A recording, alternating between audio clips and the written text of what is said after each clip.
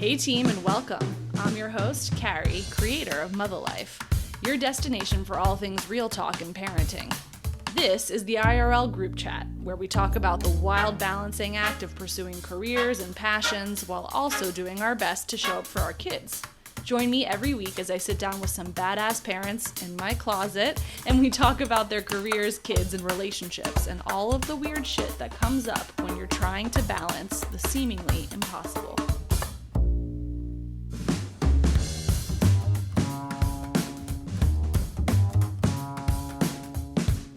Resistance.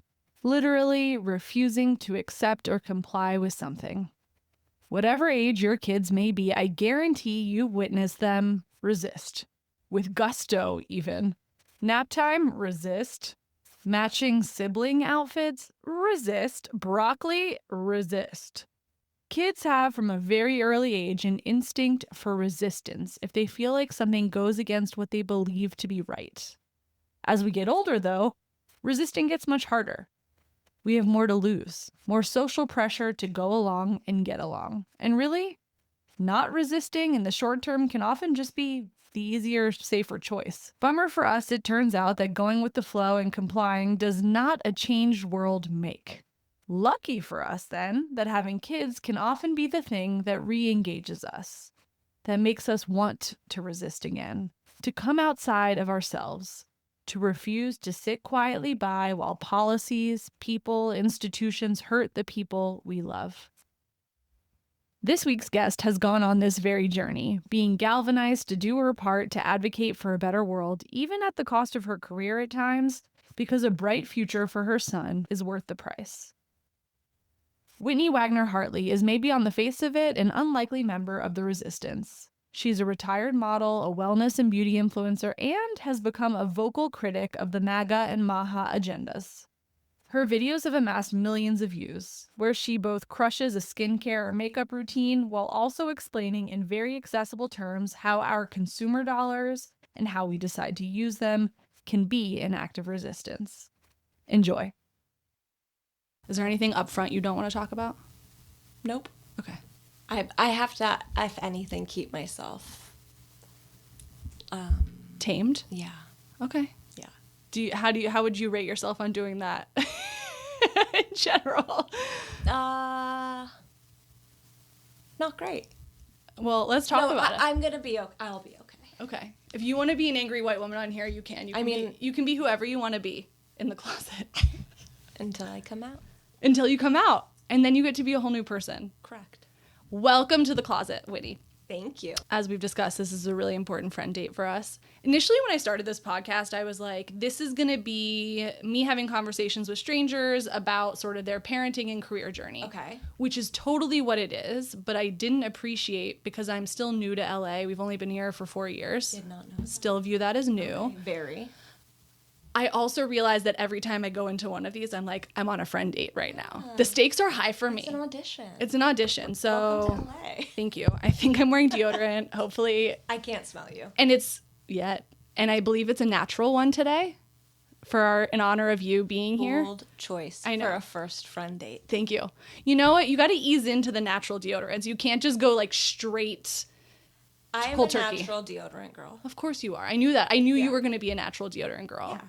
But sometimes I wear the Mitchum because I know if I need to bring out the big Listen. guns.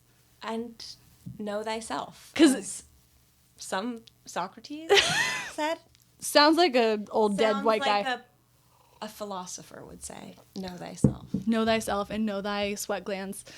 Okay, we have a lot to cover. What's interesting about you, Whitney, is in one way, you are so living your life out large, being so honest and open about how you feel, about how the world is totally fakakta right now. Yeah. And also, if you try and find out anything about you, it's kind of hard. Yeah. You're actually sort of an enigma, a mystery. I like it. I am. I think maybe a little bit on purpose. I could never be that girl. Well, Like, if I take a good poop, I'm texting someone about it. I mean, if you ask anyone who I'm like IRL besties with, I am an oversharer. Okay. So this is just like what I'm broadcasting out, Yeah. I try to sort of peel back a little bit. Yeah. And I think people also don't appreciate that necessarily when you are living your life online professionally. Yeah. Is like you don't actually have access to the whole person. Mm-hmm. They are deciding, and hopefully they are deciding and being discerning about what they're putting into the world. Well, I think I very much am now, and especially now, more aware of it because I'm a parent. Yeah. So I think that I would probably be a lot more forthcoming with my personal information if I wasn't thinking all the time at the forefront of my mind about, like, protecting my child. Yeah. So I think that it's sort of maybe been a good adjustment for me. Yeah.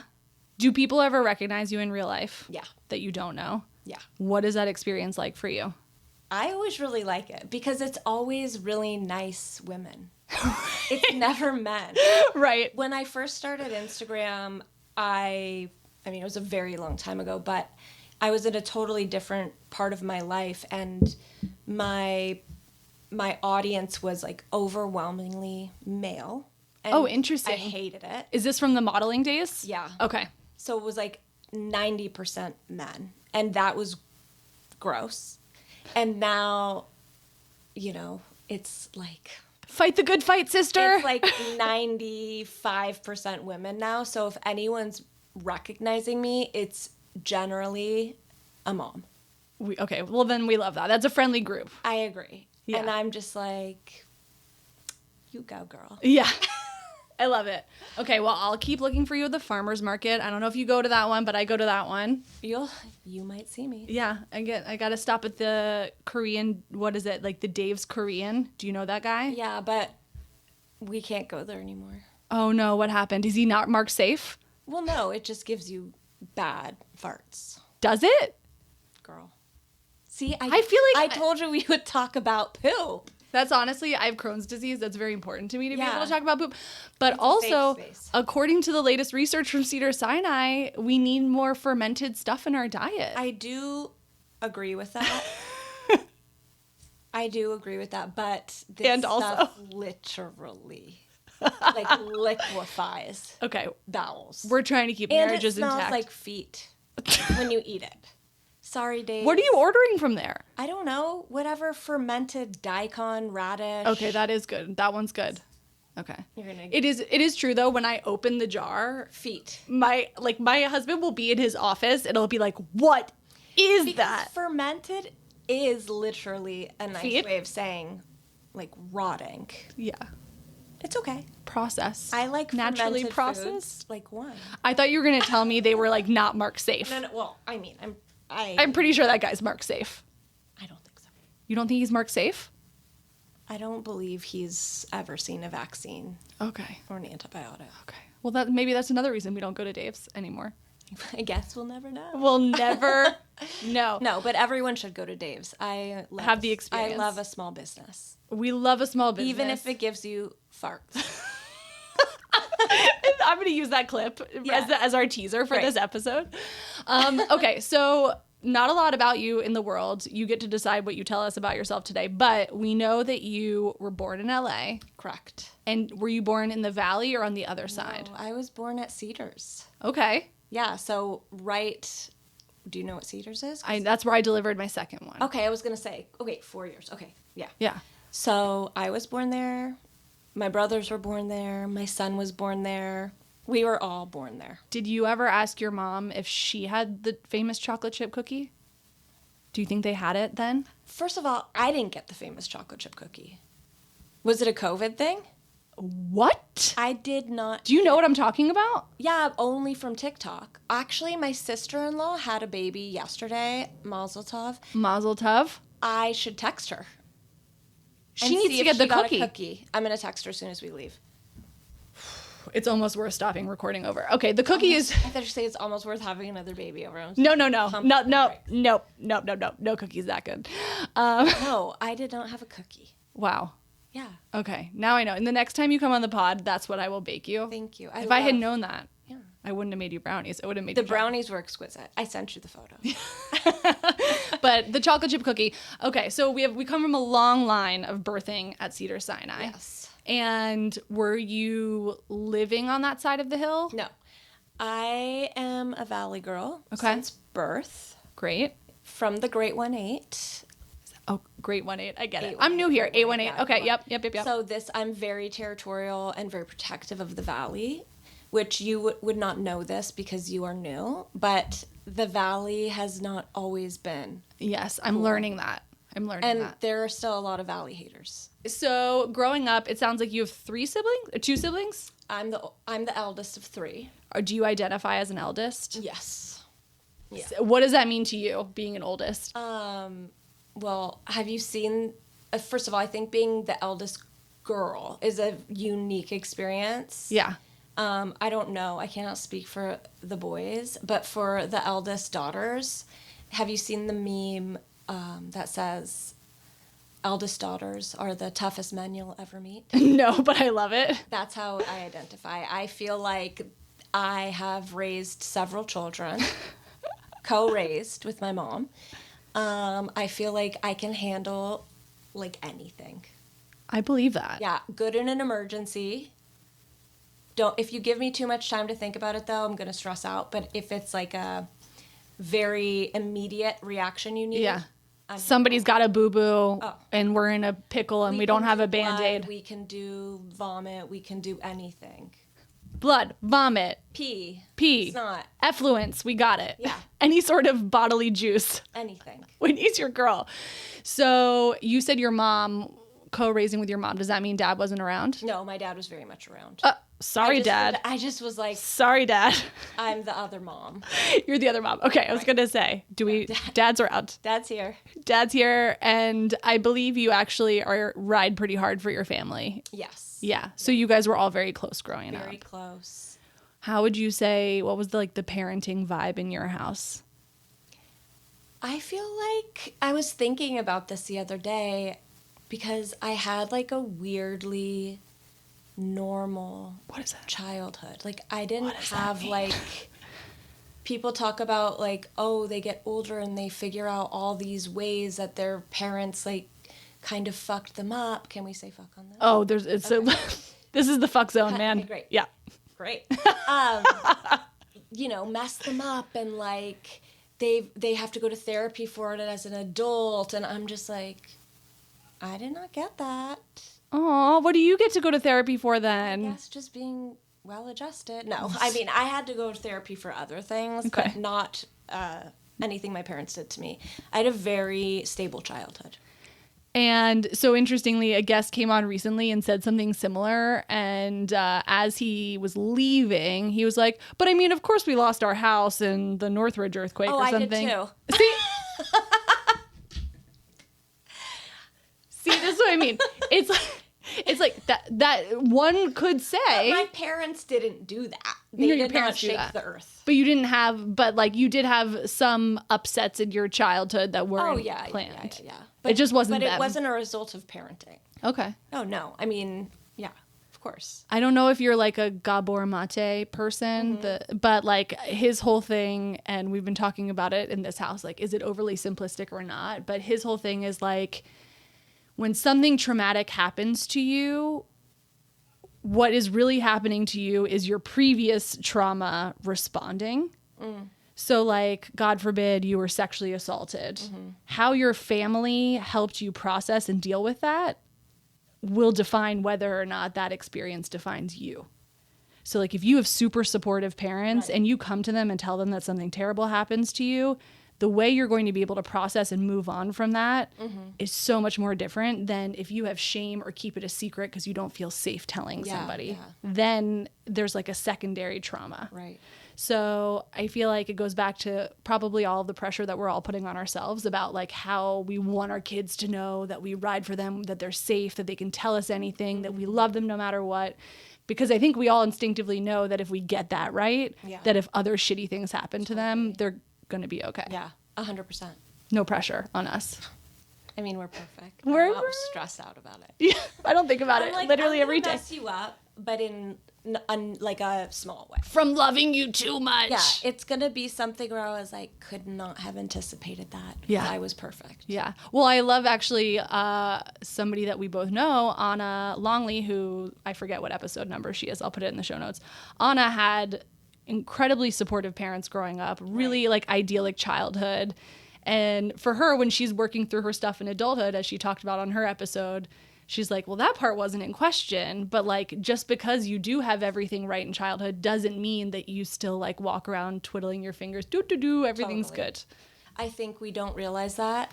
I think we have this expectation growing up that like, okay, if our childhood is good, then our life is good. Yeah.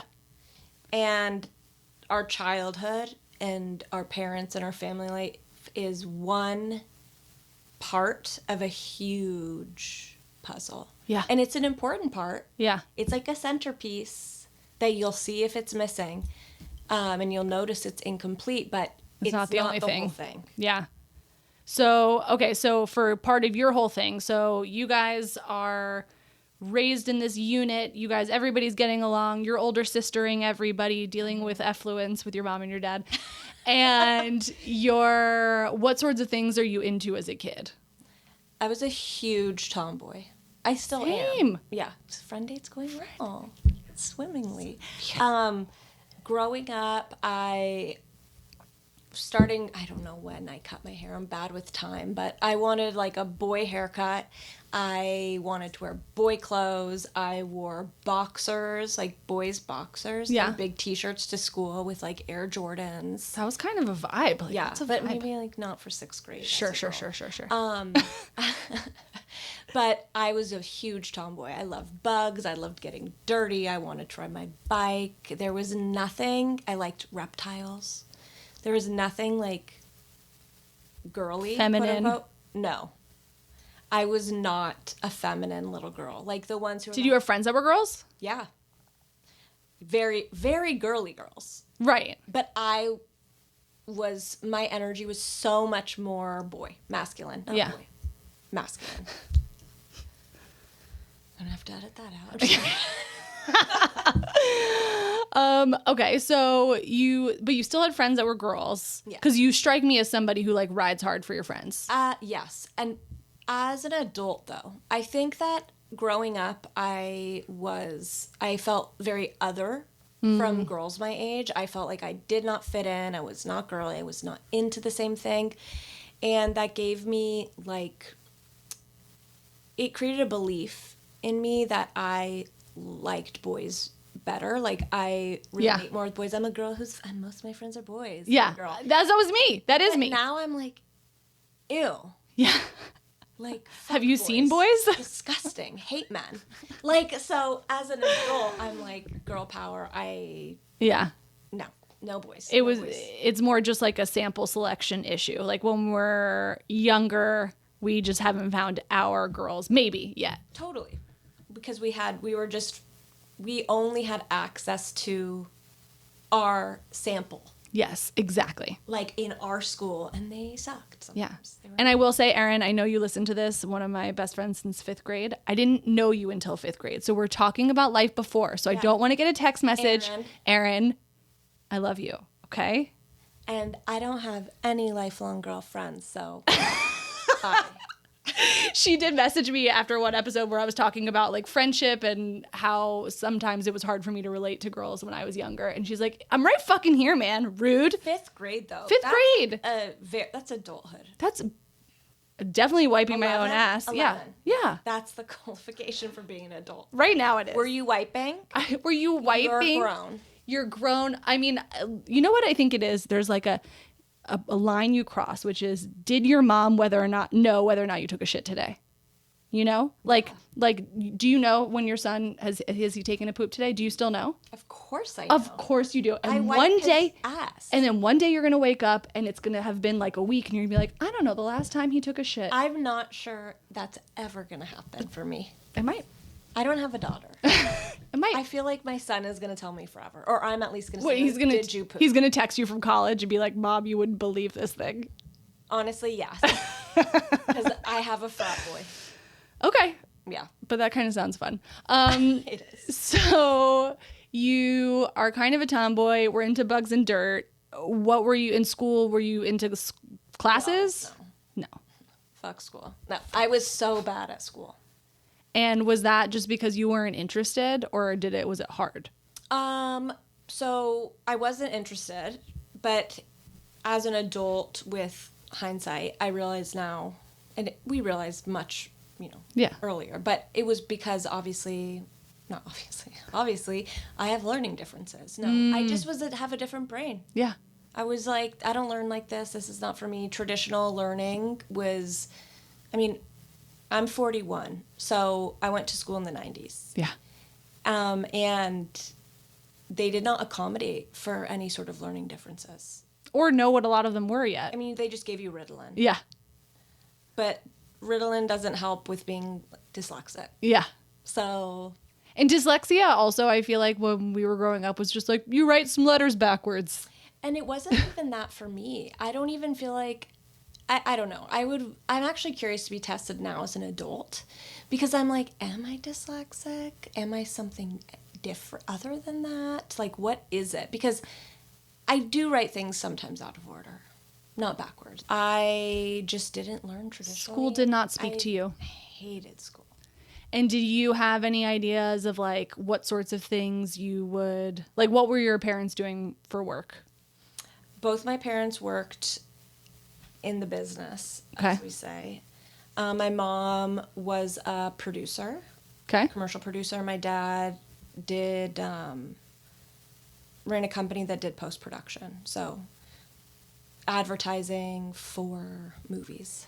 Did you think what they did was cool? Or did you get it? Or were you like... I just didn't care. I was going to school. I went to a very bougie school here. Yeah. So I was going to school with lots of Nepo babies. I'm scared to ask which one, but you can tell me later. Lots of celeb children. Yeah. So I was like, well, you haven't won an Oscar, so... You're clearly not doing anything that cool. Yeah. Yeah, so I did not feel like it was cool. I just felt like it was normal. Right. But growing up in Los Angeles, especially in private schools, is a very unique experience that kind of can only be compared to itself. Right. It's weird. Okay, so growing up in that sort of environment where doing creative stuff was kind of normalized, that was the normal. That was the normal. Did that shape what you thought maybe you wanted to do with your life? Oh, yeah. Yeah. I definitely... It's actually funny because as a child, I don't think I ever considered anything about being an adult. No, of course not. I did not ever dream of my wedding. I did not ever think I would think about my children. I didn't think about having a job. No. Like, I hear people say that, like, oh, I had fantasized about my wedding when I was 6. And I was like, can't relate. No. I was just being present in the moment. But I think as I got older, I was like, oh, I'm definitely going to be an actress. I'm a terrible, terrible actor. Like, so bad. So bad. You shouldn't lead with that in your auditions, okay, little Whitney? Yeah, it was not... I was really... But what was it? Was it just because that's what everybody else was doing? I would say it was because I was obsessed with Dawson's Creek. Dawson's Creek is like a big, what's it called? Like anchor in... Touchstone? That's what it was. It's a touchstone in my life. So you must not be well by the recent reunion. No, I'm not even... First of all, it was on our shared son's birthday. Shared son. We don't share a son, but they share a birthday. It was on our son's birthday in New York, and I literally considered missing my son's 5th birthday to go to New York. James Vanderbeek is actually a dream guest for me. Wow. I'm manifesting that. I'm manifesting that for you, too, and I'm very worried about him. Yeah. Unwell. I know. I don't know if you saw, I posted on my Instagram that I'm just not ready to talk about the reunion yet. No, I won't talk about it. No, I can. But I literally fantasized that I was going to be cast on Dawson's Creek as Joey Potter's sister. With your incredible acting skills. With my decent acting ability. And somehow I would find myself in some sort of romantic situation with Pacey, Of Joshua course. Jackson. Fucking knew you were going to say Pacey. Yeah. Also, if anybody out there knows Pacey, aka Joshua Jackson in real life, I believe he's single now, and I have somebody I want to set you up with. Okay, I'm just going to put that out there. It's me. I'm joking. No, I'm happily married, but I do have a funny story about Joshua Jackson. Now you have to tell it. Yeah. So this honestly just a testament to my husband. So we were in New York a few years ago before I had a child, and at the hotel we were staying at, it was sort of like there were always celebs. Yeah. In the lobby. It was sort of a place to be. And we got back to the hotel one day and I saw Joshua Jackson in the lobby reading a script. He had a highlighter. He was studying his lines. And honestly, when I think about this now, it's kind of like, ew, right? Like a little cringe, but I didn't care. So he was there, and I said to my husband, listen to me. You know how much I love Pacey. I'm going to ask your permission right now. I'm going to take my wedding ring off. Stop! I swear to God. Stop. I'm going to take my wedding ring off. I just give me your blessing to sit in the lobby looking cute. And see if he approaches and me. see if he hits on me. And you know what my husband said? Okay. And so I did. But then, this is so anticlimactic because then I got too scared and I went upstairs. I was sitting alone in a wingback chair in the lobby. What were you wearing?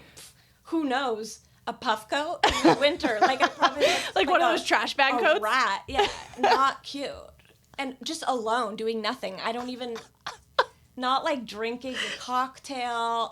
Just, not like just quietly just sitting like, there with your arms folded, looking up. Yeah.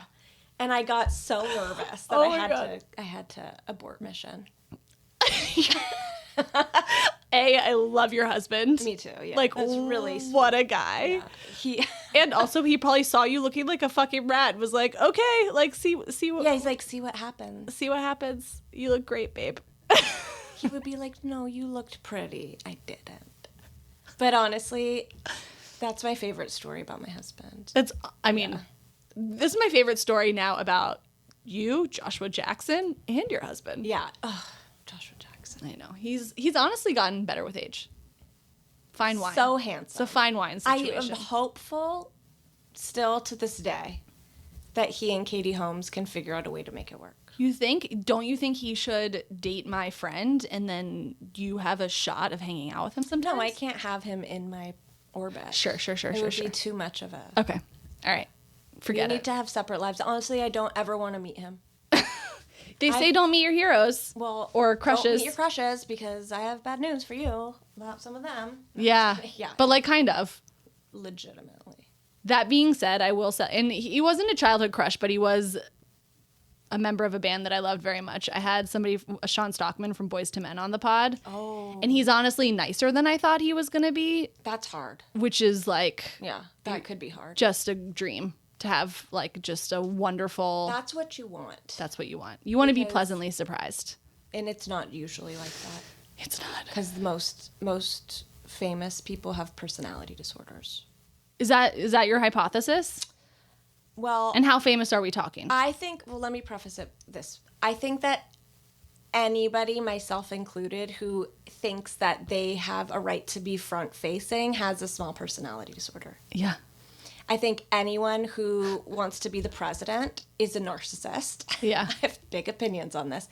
I think that anyone who's like, I am the best, I deserve to be in the room, I am gonna be famous because I am the most talented.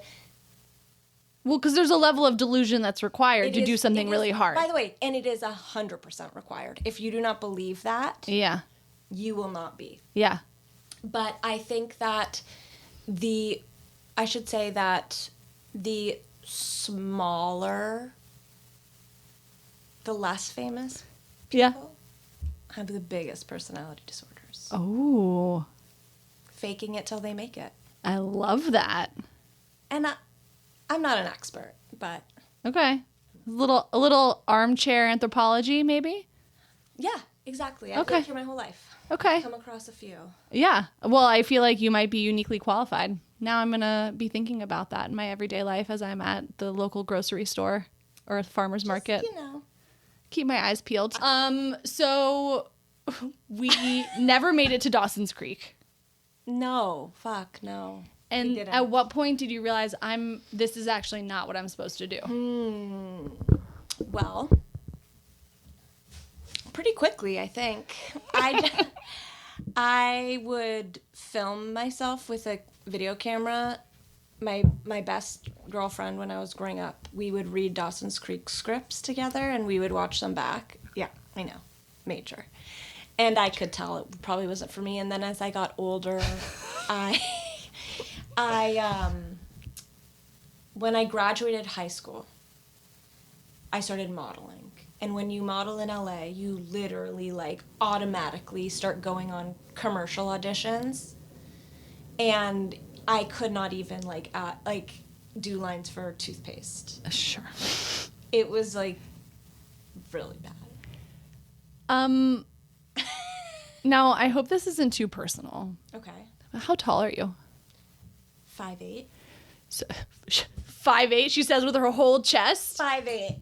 When I sit up really straight. I thought in my limited knowledge of the modeling industry, I thought we're normally like north of 6. You're correct, but there's different markets. Okay. In Los Angeles, LA modeling is commercial modeling. So Okay. Like Target, Apple, like stuff like that. Whereas New York or Europe will mostly be like high fashion and runway, and that makes sense. You want your girls tall. Okay. Yeah. So modeling, you aren't remembering a fucking line, but are you booking gigs? Yeah. So I worked as a working model from 16 until like well into my 30s with some breaks. I took a break to go to college. Okay, where'd you go to college? Went to a small college called Antioch. It's a liberal arts school. So I'm familiar, yeah. I have my degree in, I have an English degree with emphasis in creative writing. She's using it. An English major. She's using it. And was that just because you felt like it was something you were supposed to do, or you really wanted? No, I was supposed to go to college. Mom. I'm just kidding. Yeah. I went to college because I was supposed to go to college. Got it. So you took a break, you're modeling, and are you loving that experience? Modeling? Yeah. No. I'm loving making money. Yeah. It's very much a job for me. I loved the high of getting booked. Yeah. But then every single time I would show up on set, I was kind of like, when is this day gonna end? I fucking hate it. And did you ever receive comments about your appearance or how you should look, or? Oh yeah. Because that feels honestly, it's interesting. So when I first started modeling as a teenager, I was with a very small boutique agency here in Los Angeles, and they were wonderful. They never said anything.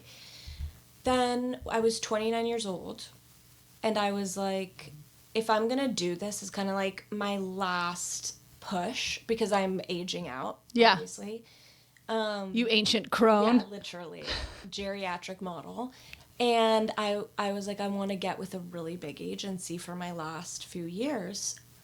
So I went to Wilhelmina.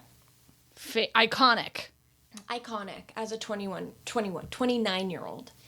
And the head of the agency there gave me a bit of a complex. Yeah.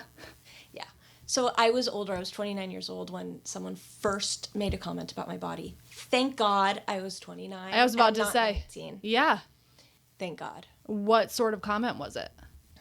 It was so specific. She told me that not everyone was supposed to wear skinny jeans. Tell that to a millennial, bitch. Right. I'm like, do you know me? Yeah. Not everyone, it's not the most flattering for everyone. And she did say, listen, if you told anyone this, which I'm telling everyone this, they would say I'm crazy, like there's nothing wrong with you. So she like very much acknowledged that it was a Nitpick. very much. But she was like, you need to lose 1/2 inch circumference around your thighs. And I was like, 1/2 inch? 1/2 inch? I'm like, and now I'm like, that is so negligible. What does that even mean, 1/2 inch? And she's like, so come back in 2 weeks and we'll see if you lost 1/2 inch. So I was like, okay. So it was like my mission. I remember crying because I was like, I'm not going to eat bagels anymore. I was devastated about not having bagels anymore. I feel that. I, by the way, stand by. That's like an important life breakup. Not eating a bagel? Correct. And carbs are my favorite. Yeah. So I was also like, what the fuck does that mean? Like, she's like, so yeah, probably just stop exercising. I'm like, okay, I'm going to stop exercising and stop eating bagels. Great. So someone will deliver me on a gurney in 2 weeks. That'd be perfect. So I honestly could not even tell you what I did. I think I just stopped eating like dessert and sugar. I don't know. Sounds pretty reasonable. Yeah. And bagels and cake. And I like came back in 2 weeks and I was like ready. And I was like, she's going to look at me and be like, she is so fit. But she just came out and she was like, did you work on like losing that 1/2 inch? And I was like, yes, very hard. Da da da. She's like, great, you're signed. And I was like, oh, bitch. She didn't even measure your thighs. She just wanted to see if you were dedicated. Yeah, she wanted to see if I would listen to what she told me and follow directions. And I did, like a good little soldier. So. But then you got your contract, baby. I got my contract. And did that, was that a transformative sort of thing or not that much of a needle move? It was. Like, it definitely took me to another level in terms of my income. Yeah. And I was, like, very much a busy working model, which in LA is really something to be proud of. And I also, despite the fact that I was a terrible actor, booked a lot of commercials because I didn't have lines. So were you just like... lines. Yeah, I did like a hair commercial. Yeah, exactly. Hair, like all sorts of things. So I had health insurance. That's a big deal. Yeah. So I consider myself a success story in terms of working model actor. But also very like strategic to be like, I know I have this much time. I'm going to milk this for what. And then did you have a plan B of what happens after the cliff? No. And I've never had a plan ever. I love that. I love that about you. Yeah. Now, the best laid plans, you know? Yeah. Now, where does your husband enter the picture? I met my husband in high school. Oh my God. I honestly was not expecting that. Yes. So he was at the Bouge Bouge High School too? No. Okay. This is a very complicated. Was he on the other side of the tracks? Yeah, in Idaho.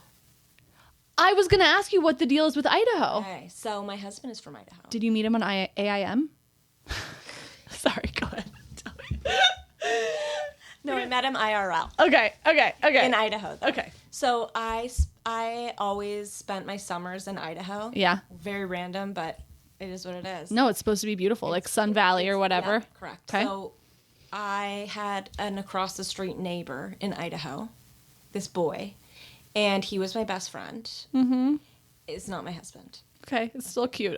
So far, everything's cute about very this. Cute. Yeah. So it's giving Hallmark. Go ahead. It really is. So I would always look through his yearbooks. And I obviously would like look at the boys, whatever. And I picked my husband out of the yearbook. And I was like, who's this? And he's like, that's Travis. And I was like, oh, I want to meet him. So the summer went on. And he would be like, look, Travis is over there. Let's go say hi. And I'm like, no way, no way, no way. I tried to just avoid him because it was just like a made up thing in my head. Right. It was I wasn't being serious. And then finally, one evening, I met him in real life at an ice cream shop. Oh, come on. No, it's just good. And honestly, I'm probably doing this story a disservice because he's the one who tells this story much better than I do. But I finally met him and we were introduced, and he was like eating ice cream, and he asked me if I wanted some. And you were I the wanted cherry a on bite. top? I don't know. He's like, do you want a bite? And I was like, I don't like ice cream. And What kind of fucking answer is that? I don't like ice cream. Is that true? Yeah. Wow. Yeah. I mean, I don't really So sue me. take her or leave it. It's just like a really hot take I don't to like bring ice to a cream. summer Yeah. day in Idaho. Okay. And I think it was like mint chocolate chip, so I especially don't fuck with that. No. So he asked me if I wanted a bite of ice cream, and I said no. And he drove a 53 Chevy Bel Air, like a two-tone green. And I said, is that your car? I said, yeah. I said, can I drive it? And he said, if you can start it, you can drive it. And by the way, I did not have my driver's license, and I did not start the car. Why'd you want to drive it, Whitney? You're just trying to be I cool? was trying to be cute, yeah. So that's our origin story. It's absurdly cute. And so then were you just like pen pals? Yeah, basically. Then you were talking on AIM? Yeah, we did a lot of AIMing, and long distance phone calls. And then you would see each other every summer? yeah, well, yeah, Ish. yeah. It's very long. It's a long and circuitous tale. It is. But it ends with you guys being together. correct, and having a 5-year-old. And so what was it about this guy long term that you were like, this is my person for that I like really want to be with forever? What were the green flags? Oh, he's so nice. Obviously, He the offered you Joshua his ice Jackson cream. story and offering my ice cream. What those two stories tell us is Confident. that he's confident and kind. He's so kind. He's confident. He's super creative. He's very, very talented, but also like I mean, I'm not going to say he's my better half because, I mean, Yeah. but he's the nicer half. Like, he's just so kind and friendly and generous. And I'm kind of more like low-key bitch. I don't know if you're that low key High-key. anymore, my friend. High-key bitch. I don't know if you're I mean, you're kind of like really making a name for your high key self right now. This is very sweet. So he moves here at some point. He moved here directly after high school. And Because he was gonna be in a band. He was Okay. gonna be a famous of course, personality disorder. weren't we all? Well, yeah, I was gonna be an actress. He was gonna be, and obviously now my personality disorder take does a full circle. Sure. Yeah, here we are. Yeah. Okay, so he moves here. You guys kind of date and have your long journey. Yes. And at some point and you've stopped modeling at, how old were you when you stopped? You said into your 30s. I want to say it was 35. So around the time you got pregnant? No, you're right. It was probably 33. Yeah. Yes. So, Did that inform that, or was that just kind of a natural conclusion? I was very much like aware that like, okay, I'm gonna have to. I don't think I was thinking like I'm gonna have to quit modeling. I was gonna have to shift gears. I definitely was like, I'm gonna model through my pregnancy because Because there's a market for that. a big one. Yeah. And you make a lot of money because it's a very short window where you're like actually able to work. And Yeah. there's a very limited pool of people who are pregnant. Yeah. And models. So then, of course, COVID happened and I didn't get to do it. Mm-hmm. But I should add, because I feel like this is a fun bit of like lore about me, is that I also, when I was modeling and going to college, I did bottle service here in London. Oh, yes. So that is like, if you really want the full picture. Now, the bottle service girls, so I worked briefly in hospitality in New York as like a hostess. And the bottle service girls were always deeply intimidating to me. Yeah. Because there's like a kind of confidence you have to have to basically, to like, you know, Hustle. hustle.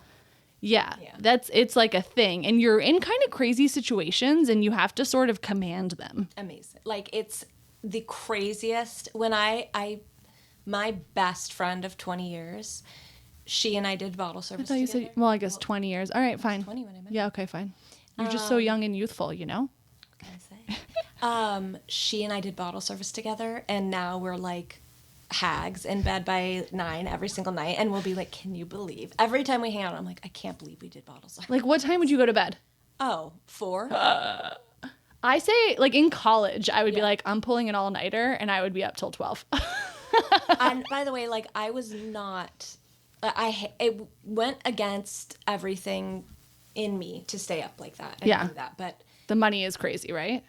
yeah, girl, I was making 6 figures cash every week. Every week? I was a multi-millionaire. No, I was making like multiple thousands of dollars a week in cash. It's crazy. Yeah. Wow. It's not like that anymore, but it was, Do you watch any reality TV? yeah. I feel like there's always a couple bottle service girls thrown in to really any situation, and I think they're there to stir shit up. They all, at every job I worked at, they always had someone, like a showrunner, who was trying to pitch a reality show around bottle service. Yes. But the problem is that, like, all the clients, No, yeah. No, of course not. there's, like, way too many, like, powerful, famous people doing scandalous things. Okay, so you're hustling through, COVID happens at the same time that you're kind of like thinking that your off-ramp is coming to an end with modeling Yes, anyway. yeah. When does the Instagram stuff start for you before that? Yeah, I'd been doing Instagram prior, but in terms of, like, actually being vocally, like, a bitch, no. That's, I feel like, Opinionated and sort of, like, because you started more like skincare. yes, oh my God, I very much started very safe. I was going to be wellness girl. Yeah, sure. LOL. Yeah. Oh no, this didn't start until second election. And then just like your brain broke and you're like, My brain fucking broke. yeah. My brain broke. And you had this platform already. I had it, and I had a kid this time. And the stakes were so different. And I was so, I think because of social media and, I don't know, just like growing up and becoming more socially aware of what's going on in Yeah. the world and in the country and in my community in general, and having a more diverse friend group and exposure to different people, I was just like, I can't, it started to actually make me like malfunction. And how have you found the reception? I mean, you mentioned like you found loads of people who in the wild who are like, you go girl, fight the power, all this. But I mean, I am like a baby in this universe now, just kind of starting to put myself and my perspective out slowly. And I'm like, immediately you get gnarly stuff. Yeah. How is that for you when you get like a trolly sort of comment? Do you have armor, or does it get, I'm a people pleaser. Yeah. So it's hard for me to, and I know they're wrong, but it's still hard for me. No, it's hard. My instinct is I did something wrong. Well, you can't please them all. You can't. That's one. Two, I would say like 95% of the time, I don't care. Yeah. Like genuinely don't Suck a dick. Literally. Yeah. I'm like, it bothers people who care about me more than it bothers me. Yeah. That was going to be my next question. Yeah, but I don't care. Now, the caveat to that is, if anything is even remotely targeting my child, I go insane. Yeah. So I learned very quickly that anything that I do that has any even implied political undertones cannot have my kid in it. Cannot have my child anywhere near it. Yeah. Because, first of all, it's just not fair to him. He's not asking to do it, but I can't take it. Yeah. Like, that makes me, like, rageful. And were you always like, did you grow up in a political house? Did you grow up with activist sort of parents? Yeah. My mom is like, has always been an activist. My parents both, my mom would say she was a flower child, not a hippie, a flower child. Sure. Important distinction. She grew up in Northern California, and my parents, were coming of age around the time of Vietnam. Yeah. Yeah. Yeah. So they were very much opposed and protesting and very, very anti-war. So I think it's in my blood. And my mom's told me since, especially now as I've gotten more active and vocal, we come from a long line of protesting women on my mom's side. I love that. So this is just in my blood. My dad is, both my parents are incredibly smart and well-informed and know so much more about history and policy and politics and everything. I don't know 10% of what they know. So, but I think like one of the reasons why I think people are drawn to some of the stuff that you post is it is pretty accessible. It's not like in the weeds, and you're not like dumbing stuff down, but you are explaining it in a way that people who might not be policy experts can relate to. I think that that's important because I think, and this is not just my unique opinion, but I think that one of the big problems in the last election was that our side, Democrats, spoke over people's heads. It wasn't dumbed down enough. Yeah. You know, it was too heady and complicated for people to understand. It's like, no, you're not getting it. We can't afford our house and our car and our food, and it would be like this very complicated solution to that problem where what people needed to hear was like, we're going to make it so you can afford your groceries. Yes. Yeah. So there's a need for it to be explained in the most simplistic way. Yeah, because people, and it's not that people are dumb, it's that they don't have time to like engage. Everyone's also really fucking complicated. Yeah, like, totally. It's so difficult and weird to understand politics. Yeah, I did a whole PhD on it and I still don't understand. Sometimes I'm just like, what the fuck does this mean?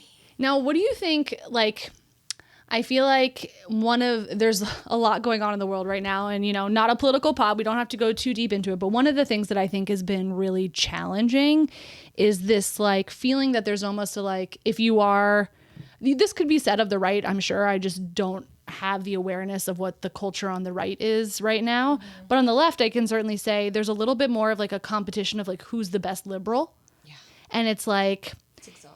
It's exhausting, and it also doesn't make any sense. Instead of constantly just shitting on the stuff that respective people care about, can we just focus on like the end basic goals rather than eating each other? Well, it's interesting too because something that I really appreciate about social media is also something that's very hard about it is just like the access to people. It can be exhausting, but also I can honestly say that I've had really helpful and illuminating conversations with people who on our face, like, we don't agree. Yeah.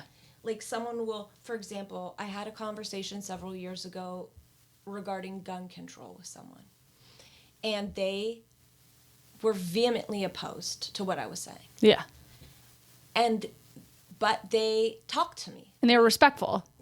Yeah, they were kind of mad. But we got to the place where we realized, like, we actually do want the same things. Yeah. We want our children to be safe. We want to be safe. We want these things purchased legally and correctly. So there are so many more similarities than there are differences, especially at the core issues. Like, at our core, what we have... Our beliefs are the same where it's important. Yeah. We're just disagreeing on probably just the verbiage around it. Yeah. The package it's being dressed up in. Yeah. And so even now with people who, for example, like the one that is the hottest issue at the moment, well, now would be Tylenol, but let's say vaccines, right? I have a lot of empathy because I can understand that a parent who chooses not to vaccinate their child is doing so for the exact same reason that you're vaccinating your child. Vaccinate my child. Yeah. And that comes from a deep love of their child and wanting to do what's right for them. Yeah. And so we just have to get so much better about how we convey information to people and to one another because our core belief system is the same. Yeah. And so, I don't know. That's one thing that kind of gives me hope. I'll take that. There's a lot of things to feel hopeless about, but I think that we are missing each other on the core issues. Yeah. When they're actually exactly the same. I love that. Yeah. I love that. And that is hopeful. Yeah. Now, for you, since you've started being more vocal in your political beliefs, like you are a working woman, your Instagram presence is your business. I mean, I don't know. Do you do other channels besides that, or is in the Substack? Yeah, I have a TikTok, but it's mainly Instagram, right? And like what people need to appreciate is like that is your job. Yeah. And you get paid to, I don't know, do sponsored posts or have collaborations, partnerships. Have you noticed that has changed as a consequence? Yes. Yeah. Yes. Unfortunately. I'm sad about it, but yeah. And are brands saying like, we can't work with you because of this, or they're just dropping off? They're just dropping off. And it's sad. But I think I'm too understanding maybe sometimes, because I kind of do understand from a business perspective. Yeah. Why it's dangerous, but it's sad because, I mean, there's part of me that's like, yeah, but we need to, as much as like we have businesses and we need to appeal to the masses, we also have to have like a backbone when like actually we're slipping into fascism. Yeah. And like actually long-term damage is being done. And I don't think that that's provocative, and I don't think that that should be divisive. Yeah. So I understand, but it makes me sad, and I think I see I think that businesses that are more MAGA affiliated, they like really feed their influencers and their creators. And there aren't really like big liberal brands. Any sort of like big liberal brand is very quiet. Right. Because they don't want to alienate the other. Yeah. I've actually had conversations with people who own their own businesses who like prevaricate and are concerned about that very thing, which I'm like, actually, if you were to shout this from the rooftops, I think it would be great for business. People are really afraid. Yeah. Like, that's a huge problem. Yeah. And unfortunately, rightfully so. Yeah. But then I see things like, this is like always my example in my head, and this is what I say to people. And whenever I'm like second guessing, why did I decide to step into all of this? Like, why couldn't I just shut the fuck up? I think of Pedro Pascal, who our Lord and Savior. Our Lord and Savior, Pedro Pascal, and how he is like arguably the biggest star at the moment. Yeah. He is in everything. He's in the Marvel universe. He's doing it all. He's so well loved. Yeah. And that man is opinionated. Yeah. And he gets on there and he talks about trans rights, gay rights, how detrimental our anti-immigrant policy is. He's so openly liberal. And guess what? People are still going to see his movies. He's crushing. So, and I'm just like, there's such a disconnect, because clearly he even wore those slutty little shoes that everybody loved. Boots. The white one? Yeah. Where are the boots? No, yeah, the high ones. Yeah. But he was, whatever he just wore to the Emmy. Oh, yeah, he did wear a slutty little shoe to the Emmy. Celine's. Yeah. I love him. I think about Pedro. You think about him? It gives me hope. Because I'm like, you're the biggest star of the moment. And what? This bitch over here who has 100,000 followers, you can't say anything? You can't say shit about shit? You can't say shit about shit. And I'm like, you think you're so... He's too big to fail. Well, that's what they think. But anyway, he's the one who gives me hope. Pedro, if you're listening to this parenting and career podcast, Pedro, hit me up. Thanks for giving Whitney some hope to keep going. Now, I feel like there have been multiple points in your journey, both in terms of your professional trajectory and your parenting trajectory, where thinking about your son has informed your decisions, which like sounds no shit, of course, right? But not necessarily in the obvious ways. So like, you could say, I'm not going to say anything because I don't want my son to, feel alienated or whatever. But instead, I think you feel a sense of responsibility that you need to do this for him. I do. I very much do. And I think that any negative experience he has, that I think will be very brief. Yeah. And I think as an adult, he will appreciate it. I think that raising a socially aware, empathetic, especially boy right now, is an act of resistance. And listen, this kid every weekend, he's like, I'm going to go to the march. Oh, So sweet. it's like he, unfortunately, he's aware of things that he shouldn't be aware of because my fault. I've talked about things around him, not to him, but around him, that I didn't realize he was absorbing because I underestimated how smart he was. Everything, yeah. So he's like very aware of like Trump. Yeah. And every time he comes on TV, he'll be like, ew. But it created anxiety. You know, he'd be like, is Donald Trump mean? And I'm like, no, not to you. He's like, does he Not to you. hug? And I'm like, I don't know. He's like, is he nice to kids? I'm like, yeah, I'm sure he'd be super nice to kids. Like, I don't know. Yeah. This is weird. I don't want him to touch you. Yeah. But no, I think because he's awake and aware in this time of what's going on, I think it's important for him to see the adults are handling it. Yeah. And he can participate too in that. And every time we drive past a march or he sees someone with a sign, he's like, his take is, these people are fighting to save the earth. And I'm like, you are so right. Yeah. So What does your husband think about all of this? he's very supportive. I think that there's a part of him. Does he ever get nervous? Yeah. Yeah. Yeah, especially like since that thing happened a couple weeks ago that Yeah. I can't talk about. Yeah, and I get nervous now too. Like I had a parent come up to me at a birthday party and say, he said it like a really nice, caring way, but essentially like, hey, like just make sure that like when you post things on Instagram, like you're never, it wasn't about his kid, Yeah. just like my personal life, that you never do it in real time. Like Yeah. never tag where you are or where you go all the time. And like my best friend from growing up, he lives in Austin now. I posted the other day that I was like going to Barry's, and he messaged me. He was like, please stop posting this. Like post 24 hours later. Like don't.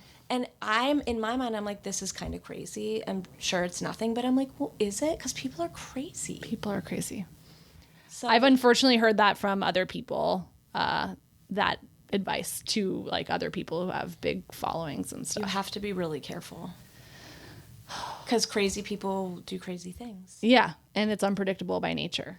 And I make people really mad. Big. You big do? mad. Yeah. Big. Yeah. Yeah. And there's certain people who I make really angry.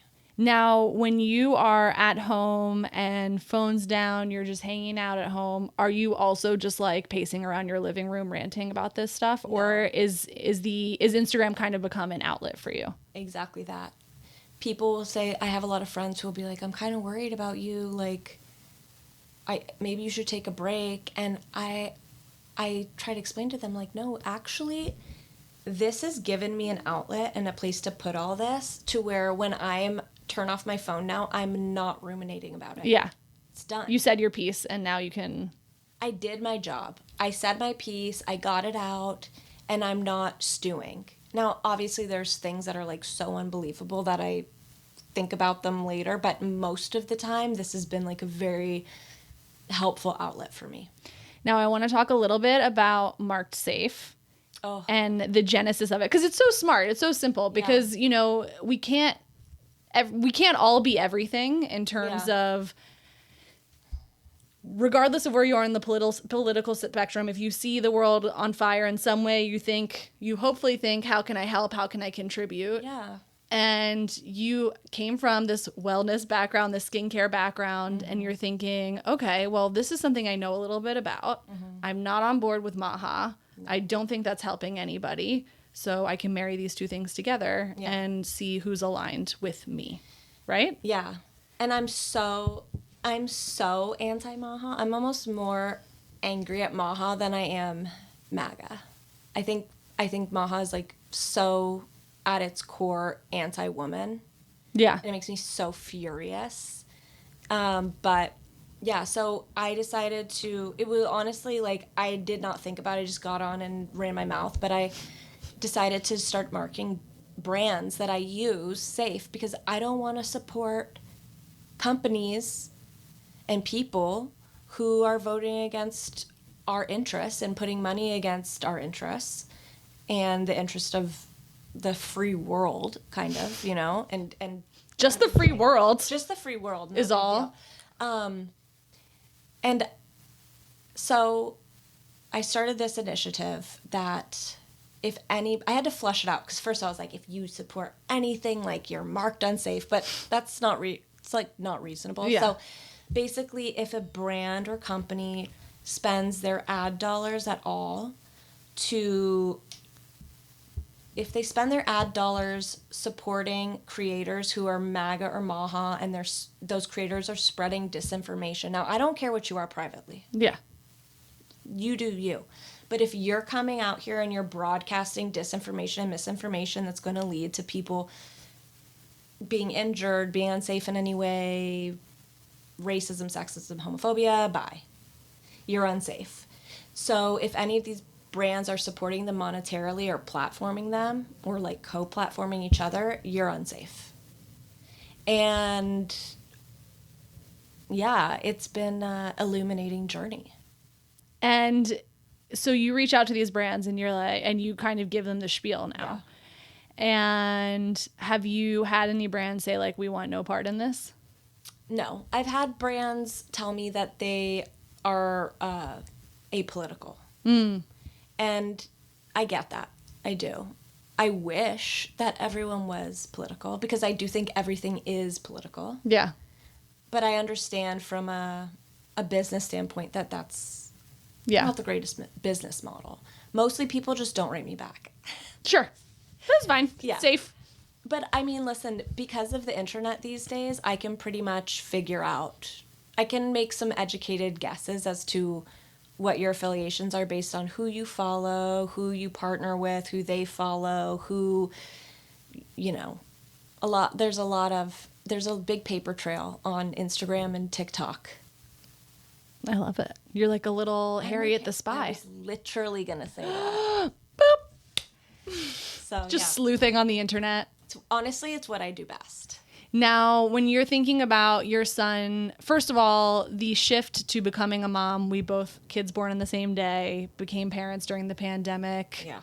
You obviously are super close with your family, but like, was there anything in terms of what it did to your identity or how it sort of changed your outlook that you weren't expecting? Yeah. I mean, it made me, I feel like becoming a parent is like putting on glasses that allow you to see like the full color spectrum that our eyes, like our rods and cones aren't able to see. It opened up the world so much to me. I think it's why I care so much more now about the world and what he is going to inherit. And honestly, everyone's child, like I became like the mother to all. Like I take a personal responsibility to every child now since becoming a mom. Was there anything that you like mourned or were sad about? Yes. Oh my God. I fully feel like I lost my old identity for years after. I mean, I feel like you and I had a unique experience and every parent who became a parent over COVID because one day, very early in our pregnancy, the world just shut down. Yeah. So like jobs became different, our day-to-day life became different, everything became different. We became very like secluded. Doctor's appointments, everything. Totally. And so we didn't just lose our identity because we were becoming parents. We lost our identity along with everyone else. And then on top of that became parents. So I think it was like, I honestly don't know if I'm ever going to be able to like give that enough like space Yeah. to step back and see it. I think it would be too traumatizing and Yeah. sad. No, I feel that way all the time now with my daughter. Yeah. With the second one, because I'm like, oh my God, you're getting such a calmer version of me. Yeah. And also she's just the second, so I know that is Totally. part of the thing anyway, but also just like you're being socialized so differently. You're having these experiences, like I'm taking you to restaurants and like sitting, just all of this Indoors. stuff. Yeah, just like all of this stuff that he didn't get. I know. And so sometimes I do feel sad. I mean, yeah, I just feel sad for him crazy. because I'm like, you got such a more uptight version. And you're still my guinea pig. I'm still figuring out stuff with you. Totally. I mean, I'm sure same as you. We like labored with a mask on. Yeah. Oh, yeah. I was just looking. I'm sure we were both looking at our Yeah. pictures. Yeah. The first time I saw him, I had a mask on. And the first time he saw me, I had a mask on. The first time he met my parents and my brothers, everyone had masks on. And he didn't meet my best friend until he was like 4 months old. And like as I said earlier, my brother and sister-in-law had a baby yesterday. And like I hadn't been back to Cedars since then. Wow. And so getting to even go into the room is like insane. Crazy. So crazy. Yeah. And that's just sometimes I'm like, I'm very happy having one child. But sometimes I think like, if I were to ever do it again, I wonder if it would be very cathartic. Yeah. For me, it was. Like a gift to myself to be like, hey, this is actually like what it was supposed to be. Yeah. I think we got fucked. We got fucked. We got the raw end of the deal for sure. And I for me, it was definitely a healing experience being able to do it again. But again, that's also just, it's hard to know how much of that is that and how much of it's just like having a second kid. Yeah, but even just to be able to like go out while you're pregnant and wash your groceries. Ugh. I don't know if you washed your groceries. We were like Lysoling the outside of bags in each individual container. Jar of tomato sauce. We gotta wipe the outside. I paid someone like $200 to go to Trader Joe's in the pandemic. I swear to God. It was a crazy, unhinged time. We had like so much food in our freezer. I don't know what we were thinking. Yeah, you didn't know what to think. We didn't know, and we thought, and also like we legitimately thought we would die. Yeah. I remember people, and nobody will understand that who comes up behind us. That like the fear that we had about like.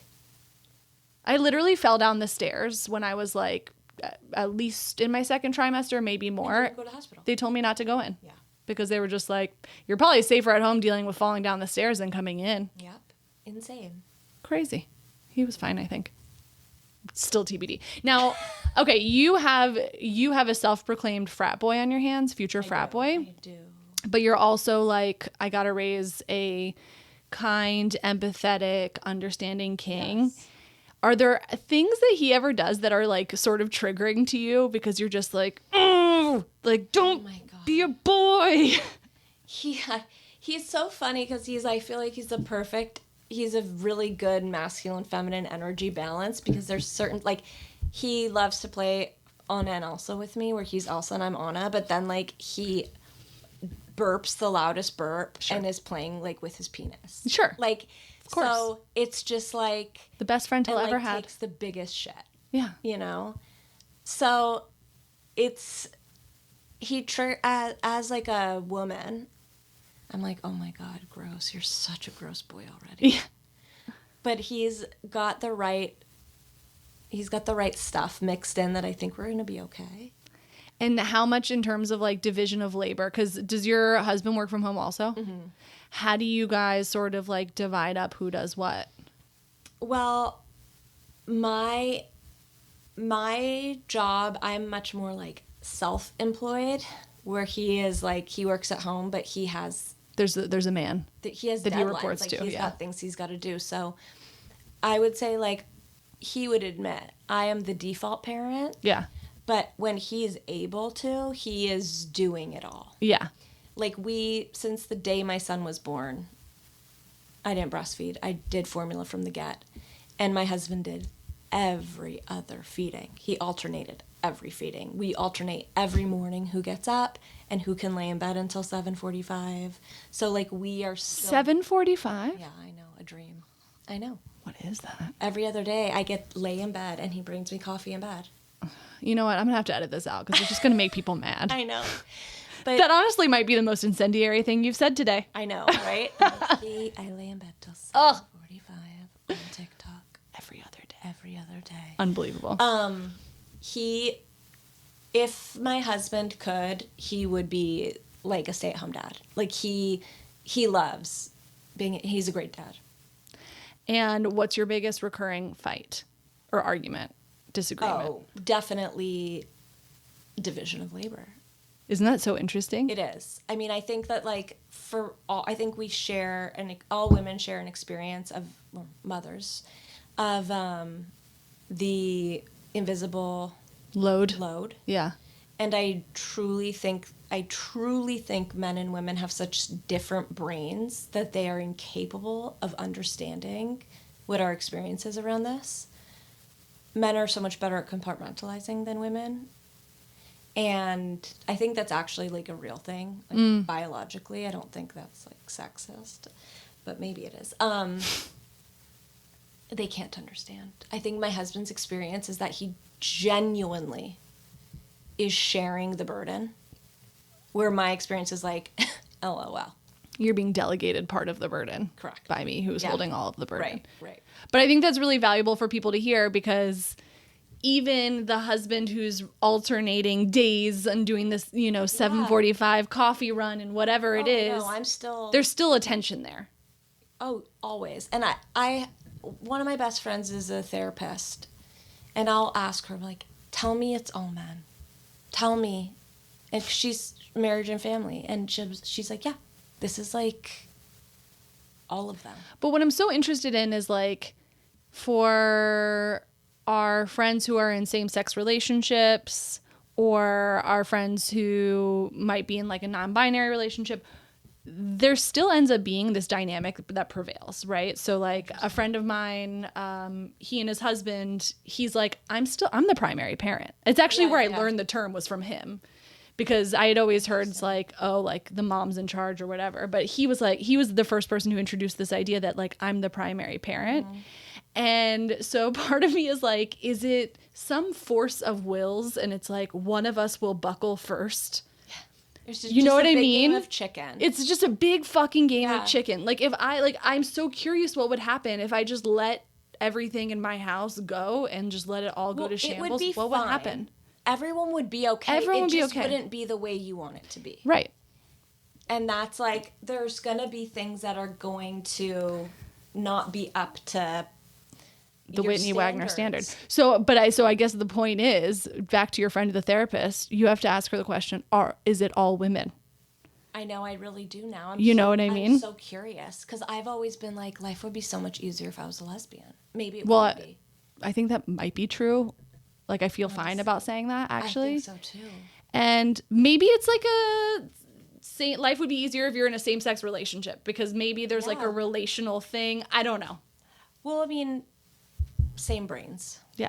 But I also think that if you just spend so much time with one person, regardless of genitalia or orientation, you're just going to fight with them no matter what. Yeah, you have roles. You establish roles in your relationship from the get. Yeah. And I've always been like, little mommy. Let me take you a mamacita? I'm a mommy. Little mommy. Yeah, so I think like now, though, I'm like, you fucking do the laundry. Yeah. Yeah. And like, I always say, I'm like, what would happen? He's like, it would get done. It'd just be like, there would be like so many dishes in the sink and no clean clothes. Right. But like everyone would be okay. Fine. Yeah. I'm like, okay, well, being alive is like, being okay is like the least. Okay, we need clean clothes. We need clean dishes. We need food. Yeah, I know. And that's the problem, is we just need to lower our standards. If that's what I want people to get out of today. Do it. Is that the takeaway? No. Lower your standard? No, the takeaway is that if you are sitting in a lobby in a hotel in New York, Joshua Jackson will not approach you if you look like a drowned winter rat in a trash bag. If your husband doesn't let you take off your wedding ring, red flag. To get hit on. Divorce, maybe.